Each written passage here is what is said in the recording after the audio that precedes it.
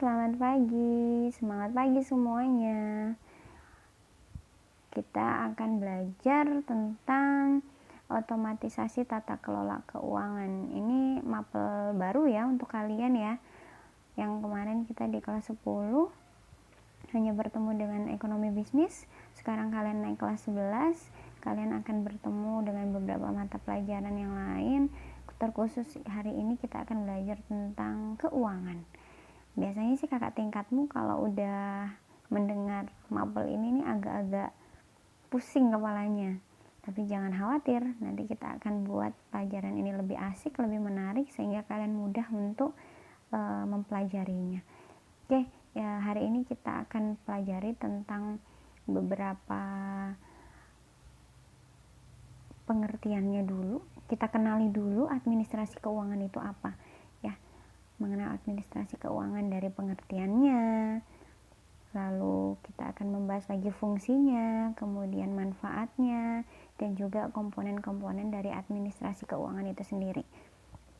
Jadi administrasi keuangan ini kalian harus bisa sedikit menghitung uang, walaupun uang yang kita akan pelajari di sini hanya sebatas nominal saja, tidak menghitung uang yang sebenarnya ya.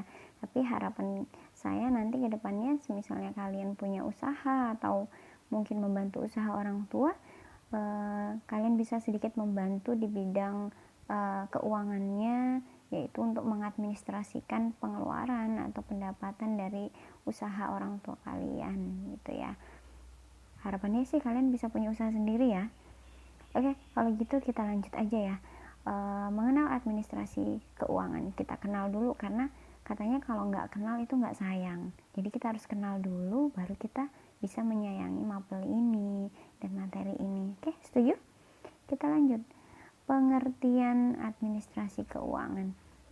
Administrasi keuangan ini diartikan sebagai suatu kegiatan pengelolaan yang meliputi segala aktivitas yang berkaitan dengan keuangan yang tujuannya adalah untuk mencapai suatu tujuan dalam sebuah organisasi gitu ya.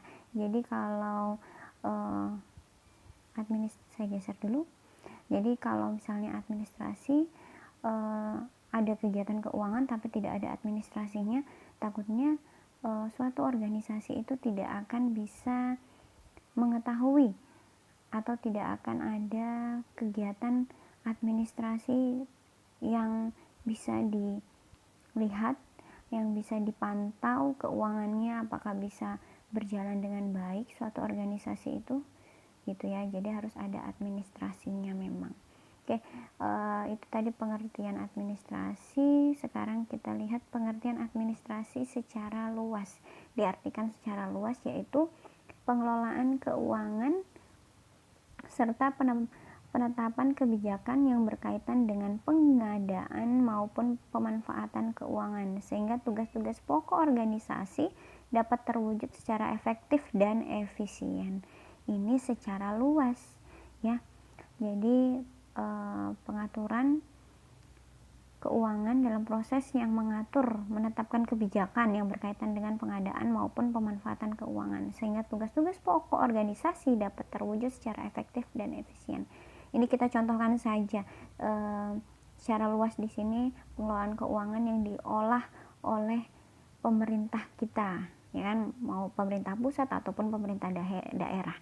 Jadi mereka memberikan suatu kebijakan-kebijakan yang berkaitan dengan bagaimana sih nanti organisasi yang ada di pemerintahan itu atau di pihak swasta ya memberikan kebijakan itu supaya pengelolaan semua keuangannya itu bisa tegas, terwujud nantinya akan secara efektif dan efisien gitu ya. Itu secara luas. Nah, kalau secara sempit diartikan adalah tata usaha keuangan, yaitu berarti bahwa administrasi keuangan berkaitan dengan proses-proses penerimaan, penyimpan, serta pengeluaran uang dengan aktivitas penata bukuan. Aktivitas ini dilaksanakan berdasarkan ketentuan yang berlaku. Nah, ini secara sempit adalah tata usaha keuangan, yang berarti administrasi keuangan ini prosesnya adalah menerima uang, menyimpan, serta mengeluarkannya. tapi semuanya harus ada pembukuannya, itu secara sempitnya. Oke, kita lanjut ya. Tadi pengertiannya, kita lanjut lagi dari fungsi administrasi keuangan. Jadi fungsi tadi kita sudah kenal pengertiannya, sekarang kita lihat lagi fungsi administrasi keuangan. Nah, fungsi administrasi keuangan ini ada beberapa. Fungsi yang pertama adalah fungsi investasi. Jadi fungsi investasi di sini meliputi bagaimana pengelolaan dana sebagai aktivitas-aktivitas yang akan digunakan untuk berusaha mencapai tujuan tersebut. Ya kan? Mungkin anak-anakku semuanya pernah dengar investasi itu apa sih? Ada pemerintah atau ada orang luar negeri mau investasi nih ke Indonesia gitu. Jadi investasi itu adalah baik pengelolaan, ya kan, menginvestasikan atau memberikan modal kepada suatu pihak yang nantinya kita sebagai pihak, sebagai investor, kita juga bisa memperoleh keuntungan gitu.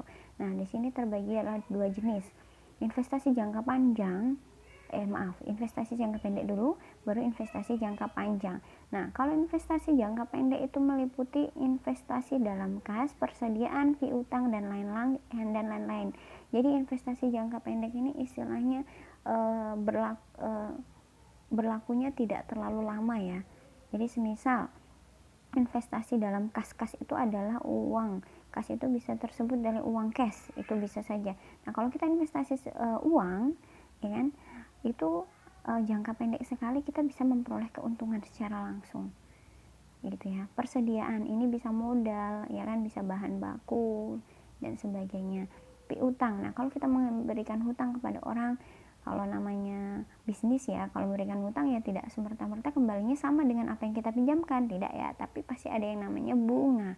Itu yang menjadi keuntungan dari orang yang meminjamkan uang kalau di ekonomi ya gitu. Itu. Nah, terus investasi jangka panjang ini yang merupakan investasinya itu bisa digunakan secara lama gitu. Seperti gedung, tanah, peralatan produksi, kendaraan, dan lain-lain gitu ya. Jadi kalau kayak gedung itu kan penggunaannya untuk jangka yang lama ya, tidak sebentar ya. Masa gedung hanya kita bangun hanya dipakai untuk 1 atau 2 bulan, tidak ya, tapi sampai bertahun-tahun gitu. Seperti tanah juga seperti itu ya. Terus peralatan, kendaraan, dan lain-lain seperti itu. Oke, kita lanjut fungsi yang kedua. Saya geser lagi nih. Oke,